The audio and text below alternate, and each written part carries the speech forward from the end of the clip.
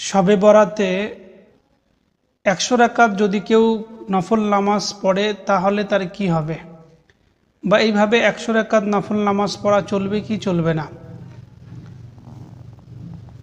শবে বরাতের মধ্যে ১০০ রাকাত নফল নামাজ পড়া, শবে বরাতের রাতের মধ্যে ১০০ রাকাত নফল নামাজ যদি কেউ পড়তে পারে কোনো অসুবিধা নেই। তবে মনে রাখতে হবে যে এই ১০০ রাকাত নফল নামাজ পড়া এটা কিন্তু কোনো সুন্নত নয় বা কোনো ওয়াজিব নয়, এটা কোনো শবে বরাতের নামাজ নয়। কেননা শবে বরাতের জন্য কোনো বিশেষ করে কোনো নামাজ নেই। শবে বরাতের রাত এটা একটা ফজিলতপূর্ণ রাত। এই রাতের মধ্যে যদি আমরা নফল ইবাদত করি তাহলে এটা আমার জন্য খুবই ভালো হবে, এই ফজিলতটা আমরা অবশ্যই অর্জন করতে পারব। যদি কেউ এইভাবে ১০০ রাকাত নফল নামাজ পড়ার পর এটা মনে করে যে এটা শবে বরাতের নামাজ, তাহলে কিন্তু এটা বেদাত হবে, কোনো সওয়াব পাওয়া যাবে না, বরঞ্চ আরও গুনাহ হবে। শবে বরাতের রাতের মধ্যে বিভিন্ন প্রকারের নফল ইবাদত করা যেতে পারে। শবে বরাতের রাতের মধ্যে আপনি তাহাজ্জুদের নামাজ পড়েন, সালাতুত তওবা পড়েন, সালাতুত তাসবির নামাজ পড়েন, হাজতের নামাজ পড়েন, যেগুলো নফল নামাজ রয়েছে সেই সমস্ত নামাজ পড়া যেতে পারে। সেগুলো নামাজ পড়লে এর সওয়াব অবশ্যই পাওয়া যাবে। শবে বরাতের কোনো বিশেষ নামাজ নেই।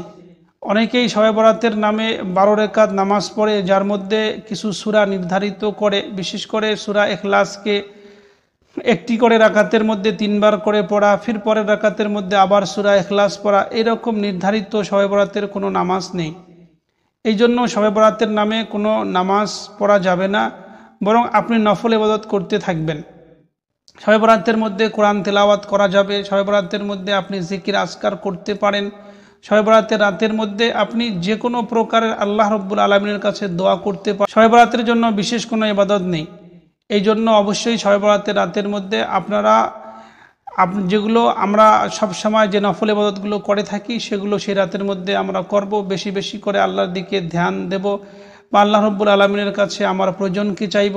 যেহেতু এই রাতের মধ্যে একটি হাদিসের মধ্যে বর্ণিত আছে, মহান আল্লাহ রব্বুল আলামিনের পক্ষ থেকে এলান হয়ে থাকে, কে আছো তার গুনাহকে মাফ করাতে চাও, তাহলে আমি তার গুনাহকে মাফ করে দেব। কে আছো তার রিজিককে বাড়াতে চাও, আমি তাকে রিজিক দান করব। এইভাবে যদি আমরা আল্লাহ রব্বুল আলামিনের কাছে এই রাতের মধ্যে আমাদের গুনার মাফি চাই, অবশ্যই আল্লাহ রব্বুল আলামিন মাফ করে দেবেন।